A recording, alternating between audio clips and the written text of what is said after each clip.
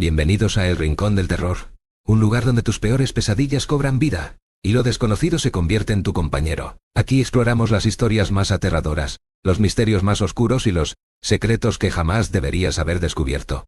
Prepárate para noches sin descanso y escalofríos que recorrerán tu cuerpo. Si es así, suscríbete ahora, enciende las notificaciones y déjanos un comentario, porque en este rincón siempre hay lugar para más valientes o más víctimas. Casa de Airbnb. La historia que voy a relatar es un tanto diferente. Todo comenzó cuando llegué a casa luego de un largo día de trabajo. Era mi último día, ya que había llegado el momento de tomar unas vacaciones después de unos años. Digamos que difícil es mucho trabajo, mucha fatiga, pero al menos por fin mi novia y yo tendríamos una semana entera para divertirnos. Ella, como siempre, me recibió con un gran beso. En cuestión de segundos volvió a la computadora para seguir buscando una casa que tuviera lo necesario para no salir de ahí en días. No encontró nada de nuestro agrado en Airbnb, así que se puso a buscar en Facebook. Para sorpresa de ambos, no tardó ni una hora en encontrar algo prometedor. Era una casa grande, con piscina y todo, a las afueras de la ciudad. El costo era alto, $100 por día, pero por las fotos,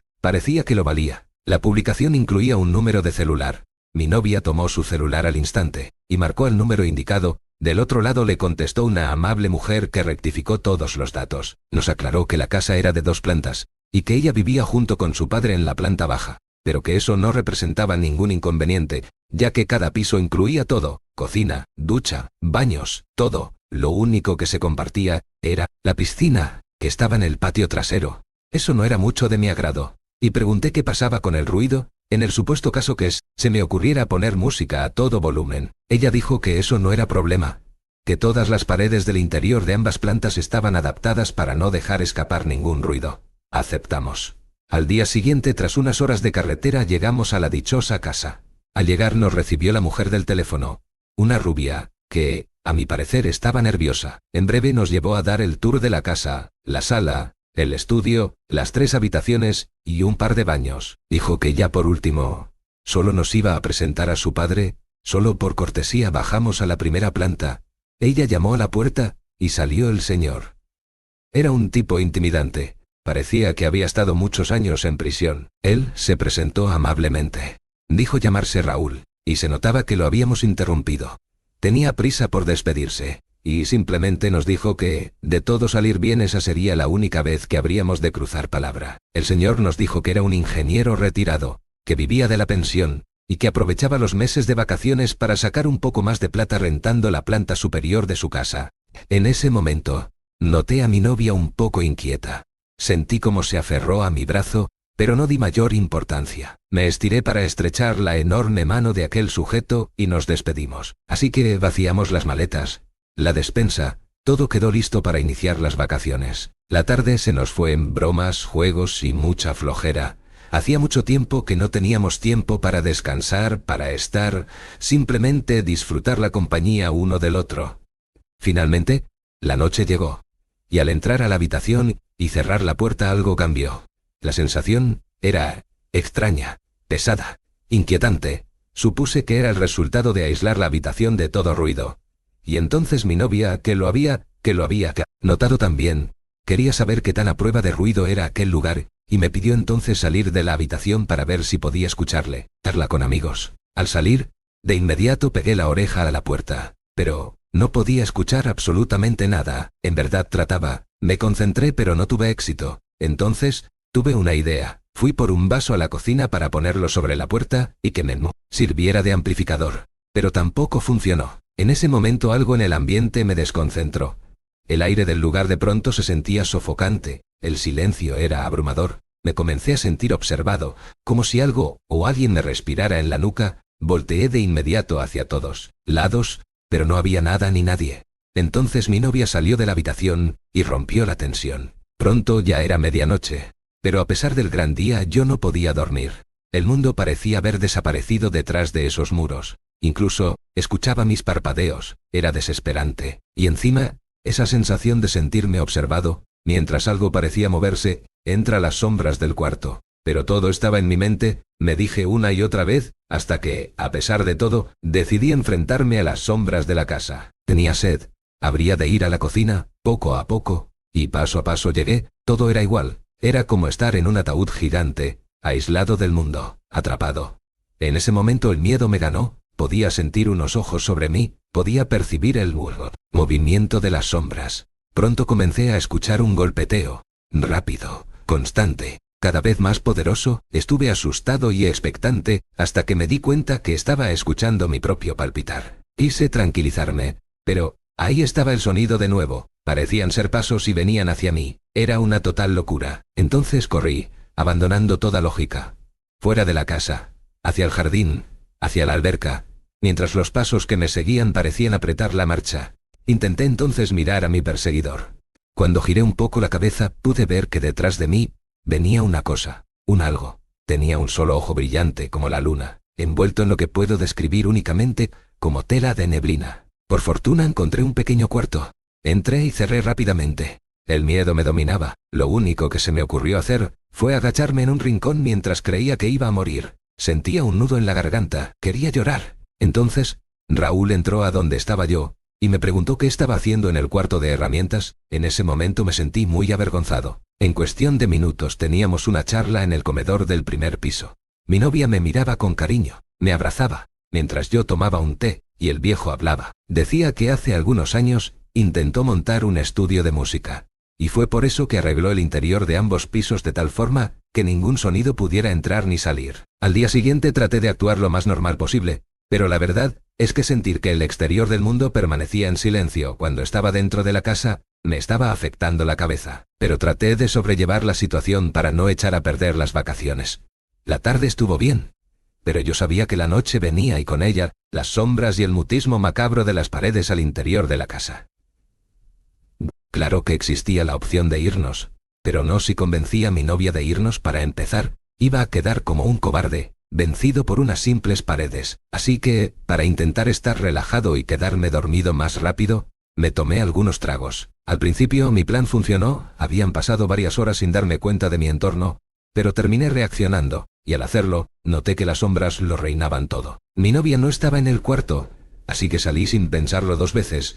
Entonces, la escuché gritar con desesperación. Traté de encontrar de dónde venían sus gritos, pero las puertas comenzaron a azotarse. A los gritos se les sumaron algunos susurros. Revisé uno a uno todos los lugares del piso, pero no había nadie más que yo. Entonces que los gritos se tornaron más horribles. La casa entera parecía estar enfurecida, y a pesar de que el horror palpitaba en mi pecho, yo tenía que ir por mi novia. Caminé hasta la puerta. No tuve necesidad alguna de tocarla, pues ésta se abrió violentamente tirándome al suelo. Casi me golpeó mi cabeza contra un mueble de madera. Me levanté como pude y salí de la casa. Lo primero que pensé fue en ir al piso de abajo y exigir que me ayudaran. Bajé las escaleras corriendo. Ya me estaba dirigiendo a la puerta de la planta baja cuando se me figuró ver que alguien pasó caminando en dirección a la piscina. Grité, preguntando de quién se trataba, pero no obtuve respuesta alguna. Así que corrí para alcanzar a la persona. Tenía la esperanza de que fuera mi novia. Pero cuando di vuelta para llegar al patio, me encontré de frente con la cosa de un ojo. La pupila de ese ojo era tan oscura que sentí que estaba viendo directo al vacío. No pude con la impresión, y perdí el conocimiento. Horas después, la conciencia me regresó sin yo saber qué había pasado, pero había luz, y se escuchaban las aves. Me sentía pesado. Sentí que mi cuerpo era mucho más grande de lo que realmente es. Noté que me encontraba en nuestro coche. Las maletas estaban mal puestas en el asiento de atrás, pero estaban todas. Por el retrovisor pude ver a mi novia despidiéndose del señor y su hija. Ella volvió al auto y condujo directo a casa. Lo bueno fue que no estaba molesta. Todo lo contrario, estaba preocupada. Me decía que yo había sufrido de un ataque de pánico. Le dije que no, y le conté las cosas que había visto y escuchado. Me dijo que todo eso se explicaba fácil si aceptaba que me había dado un ataque de pánico. Hasta el día de hoy desconozco qué fue la extraña criatura que vi. El veneno del diablo de nuestra casa vivía una muchacha que ascendencia de África. Me pareció muy amable. Ahí se dedicaban a curar. Además vendían cosas como amuletos, velas, imágenes, hierbas medicinales, también leían las cartas y el Skialda.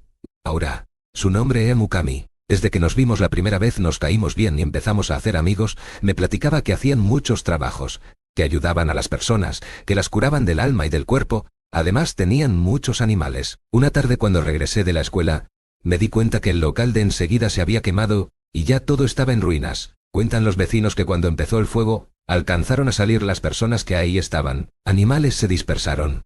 Logré comunicarme con mi amiga, y estaba bien. Después de algunos días todo quedó en el olvido, y en aparente calma, pero después de un tiempo, las cosas cambiaron de repente. Mukami me habló, y me preguntó si todo estaba bien. Le contesté que sí. Luego me dijo que si necesitaba de su ayuda que le llamara.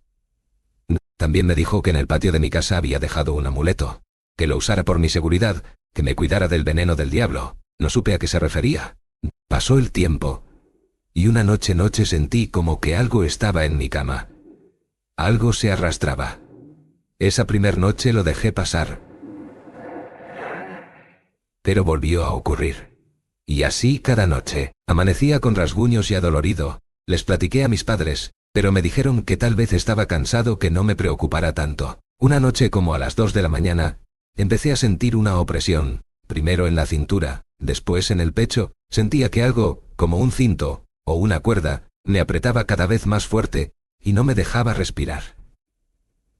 Me aguanté así toda la noche, y por la mañana me llevaron con el médico. Me aplicaron una inyección, y me sentí mejor. Estaba listo para seguir así como siempre. Mi padre una tarde nos dijo que nos tenía una noticia. Tal vez nos mudaríamos a otra ciudad. Recibimos la noticia con gusto y festejamos muy contentos. Mi padre nos hizo carne asada, y por primera vez me tomé unas cervezas con él. Eran tiempos buenos, y a mi padre le había ido muy bien. Nos cambiamos a la ciudad de Saltillo, Coahuila, en un lugar muy bonito que se llama Lomas de Lourdes. Pero todo cambió una noche. Estando ya dormido sentí algo extraño. Desperté y me puse en alerta cuando escuché que algo se arrastraba. Me quedé sin moverme esperando volver a oír ese ruido, pero ya no se escuchó.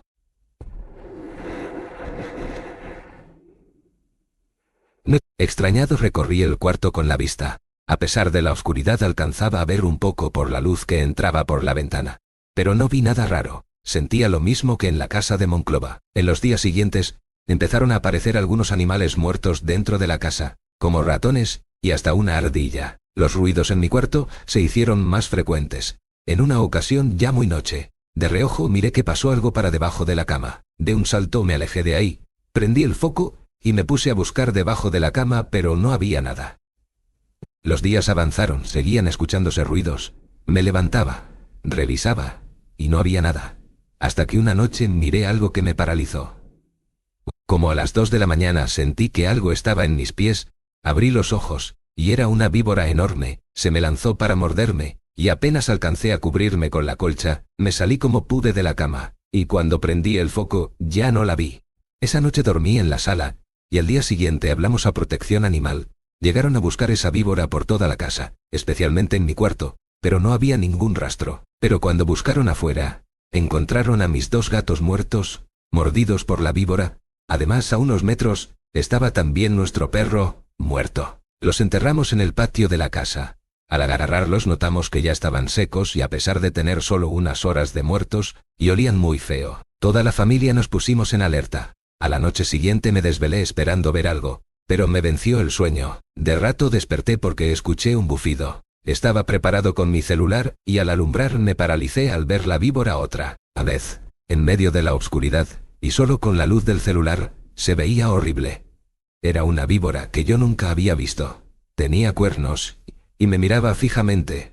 Sacaba repetidas veces la lengua, y amenazaba con morderme. No podía moverme por el miedo. No la vi venir. En un pestañear de ojos me mordió en el brazo. Fue como un rayo. Luego se desvaneció, literalmente como humo. Me llevaron al médico. Me dieron antibióticos, y estuve en observación. Me lavaron la herida, y me fui a casa. Me dijeron que las serpientes del lugar no eran venenosas. Durante el tiempo que estuve en el hospital, registraron toda la casa y no hubo rastro de esa víbora. Creyendo estar seguro acepté dormir en mi cuarto. A medianoche empecé a vomitar, pero no era un vómito normal, era verde y de muy mal olor. Al ver lo que me pasaba me revisé la mordedura, y estaba totalmente negra, y hasta parecía que se me estaba echando a perder. Me empecé a marear, y no tenía equilibrio. Tenía temperatura y me dolía mucho la cabeza. Además, sentía que los brazos se me querían doblar. Y así estuve 2 días. No mejoraba. Al contrario, había perdido peso, y tenía pesadillas con la víbora. Hasta que una tarde, mi madre llegó con una curandera. Era mi amiga Mukami, que me hizo una limpia. Además, purificó toda la casa, con un incienso extraño.